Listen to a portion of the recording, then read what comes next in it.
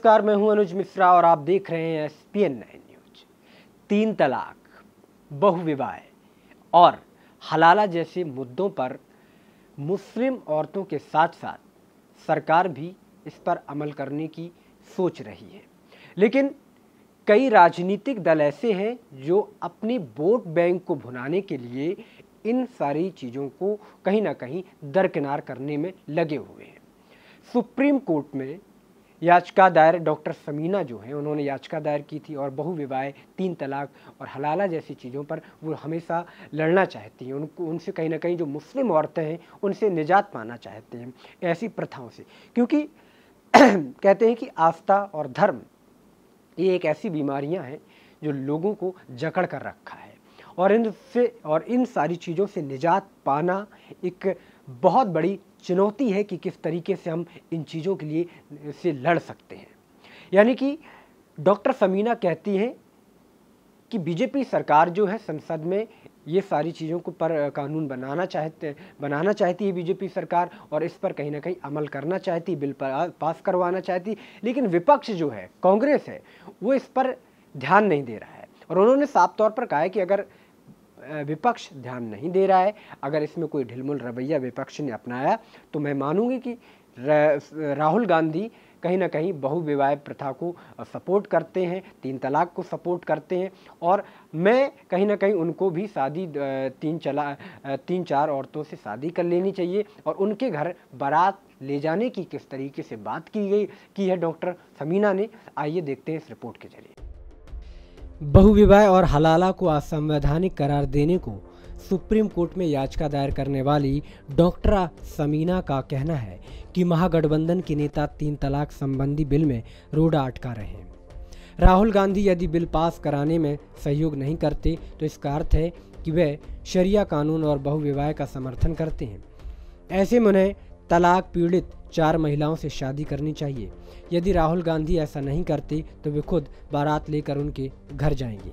बुलंदशहर में पत्रकार वार्ता में संभल की मूल निवासी डॉक्टर समीना ने कहा कि वे खुद को 3 तलाक की पीड़ित हैं। उन्होंने व 6 अन्य महिलाओं ने बहुविवाह निकाय हलाला को असंवैधानिक करार देने को सुप्रीम कोर्ट में याचिका दायर कर रखी है। इनमें बुलंदशहर के गांव जौलीगढ़ निवासी रानी शबनम और सिकंदराबाद निवासी फरजाना भी शामिल हैं। 3 तलाक संबंधी बिल को संसद में पारित होने से रोकने के लिए all India Muslim personal law board, Deoband समर्थक और महागठबंधन के नेता एकमत हैं। कांग्रेस अध्यक्ष राहुल गांधी और सपा अध्यक्ष अखिलेश यादव भी उनमें शामिल हैं। राहुल गांधी यदि शरिया कानून और बहुविवाह के समर्थक हैं तो उन्हें कथित तौर पर जायज बताई जाने वाली 4 शादियां तलाक पीड़िता महिलाओं से करनी चाहिए। उनके ऐसा न करने पर वे खुद तलाक पीड़िताओं के साथ बारात लेकर उनके घर पहुंचेंगी। अखिलेश यादव को भी ऐसा करना चाहिए। डॉक्टर समीना ने स्पष्ट किया कि उनका किसी राजनीतिक दल से संबंध नहीं है।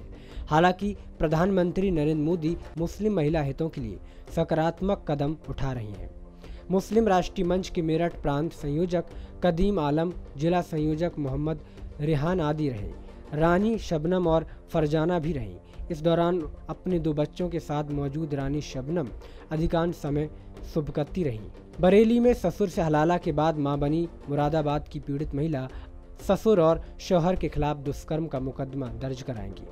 बुधवार को राज्य अल्पसंख्यक आयोग के अध्यक्ष तनवीर हैदर उस्मानी को पूरा घटनाक्रम बताने के बाद पीड़िता मेरा हक फाउंडेशन के अध्यक्ष फरहत नकवी के साथ कानूनी कार्रवाई का रुख करेंगी। फरहान नकवी के मुताबिक ससुर के साथ हलाला नहीं हो सकता, इसलिए ससुर ने जो किया वह दुष्कर्म है। दूसरी बात, ससुर से हलाला के समय पीड़िता पहले शौहर की बीवी नहीं थी। इद्दत के समय शौहर ने उसके साथ जबरन संबंध बनाए तो यह भी दुष्कर्म हुआ, यानी दोनों ने जो किया वह दुष्कर्म है। वहीं जिन मौलवियों ने हलाला कराया वे भी दुष्कर्म में भागीदार हैं। उन्होंने कहा है कि इन सबके विरुद्ध पीड़िता की ओर से मुकदमा दर्ज कराने के बाद सुप्रीम कोर्ट जाऊंगी। प्रधानमंत्री, मुख्यमंत्री, कानूनी मंत्री को भी पत्र लिखकर हलाला पर प्रतिबंध लगाने की मांग करूंगी। मुरादाबाद की युवती की शादी संभल के एक ट्रांसपोर्टर से 30 सितंबर 2015 को हुई थी। आरोप है कि दहेज में कार न देने को लेकर उसे प्रताड़ित किया और 24 दिसंबर 2015 को घर से निकाल दिया गया तो यह मायके आ गई। शौहर ने 3 दिन बाद फोन पर तलाक दे दिया। समझौता प्रक्रिया चली। दोबारा निकाह के लिए हलाला की शर्त सामने आई। फिर 24 दिसंबर 2016 को निकाह पढ़ाते वक्त जब पता लगा कि ससुर के साथ हलाला हो रहा है तो उसने मना कर दिया। 2 मौलवियों के समझाने पर उसने हलाला किया। रात भर ससुर के साथ रही। सुबह तलाक हो गया। युवती के मुताबिक वह 3 महीना 10 दिन की इद्दत पूरी करने लगी। इद्दत के समय ही शौहर ने जबरन संबंध बनाए। वह गर्भवती हो गई। बाद में शौहर ने निकाह हुआ। उसे शक था कि बच्चा हलाला के समय का तो नहीं है, इसलिए वह बीबी का गर्भपात कराना चाहता था। बीबी नहीं मानी तो 15 दिन कैद रखा। इसके बाद पुलिस पीड़िता को छुड़वा कर ले गई। पीड़िता ने मायके में बेटे को जन्म दिया तो अब 10 महीने का है। पीड़िता ने कहा कि औलाद किसकी है ये सच सामने लाने के लिए वह DNA कराएगी। कहा कि मैं न्याय की ये लड़ाई लड़ूंगी। घुटकर जी ली, अब ऐसे और नहीं जीना है। जिंदगी बर्बाद करने वाले को सजा दिलाकर रहूंगी। तो डॉक्टर समीना का यही कहना है। और किस तरीके से अगर बहु प्रथा, बहुविवाहिक प्रथा, 3 तलाक, इन सारे मुद्दों से अगर निजात पा ली जाती है तो आप यकीनन मानिए कि आपने एक बहुत बड़ी सभ्यता पर एक विश्वास पैदा कर लिया है। आपने उन सारी धार्मिक चीज़ों को, जो वबंडर होते हैं, जो कहीं ना कहीं इन चीज़ों में जकड़े हुए लोग हैं और जिनसे कहीं ना कहीं इंसान को मारने की कहीं ना कहीं फिराक में रहता है, ये ऐसी क्रियाएं हैं, एक ऐसी कहीं ना कहीं आस्थाएं हैं जो इंसान की इंसानियत को ख़त्म कर रही हैं और हम उससे जूझते हुए चले जा रहे हैं। तो आज के लिए इतना ही। कल फिर मुलाकात होगी। नमस्कार।